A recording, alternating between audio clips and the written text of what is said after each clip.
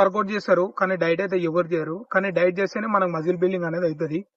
So ఒక 120 నుంచి 130 grams protein intake ఎట్లా కంప్లీట్ చేయాలి పర్ డే మొత్తం మీద బడ్జెట్ ఫ్రెండ్లీ అనేది మేము మీకు చెప్తా. ఒక 100 రూపీస్ పెట్టుకోరు మీరు.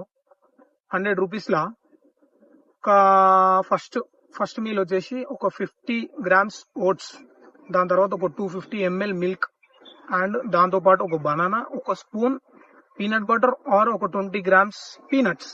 ఒక 100 రూపీస్ పెట్టి కొనుక్కుంటే డైలీ రోజు చేసుకుంటే 22 గ్రామ్స్ తింటే దాంతో పాటు 2 ఓల్ ఎగ్స్ తీసుకోరి. ఆఫ్టర్నూన్ మీల్ వచ్చేసి ఒక 150 గ్రామ్స్ చికెన్ అనేది తీసుకోరి, లేకపోతే 150 గ్రామ్స్ పన్నీర్ అనేది తీసుకోరి, లేకపోతే 50 గ్రామ్స్ సోయా చంక్స్ అనేది తీసుకోరి.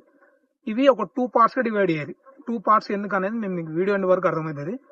2 పార్ట్స్ గా కుక్ చేసుకొని 2 పార్ట్స్ గా డివైడ్ చేసి మీరు ఏదైతే 50% ఉందో అందులో చికెన్ కానీ పన్నీర్ కానీ సోయా చంక్స్ కానీ తీసుకొని దాంతో పాటు 200 నుంచి 350 రైస్ తీసుకోరి, లేకపోతే చపాతీ తీసుకోరి, అది మీ క్యాలరీ ఇంటేక్ ప్రకారం. దాంతో పాటు ఒక 100 గ్రామ్స్ దాల్ తీసుకొని ఒక 50 గ్రామ్స్ దై పెట్టుకొని తినేసేయరు అనమాట.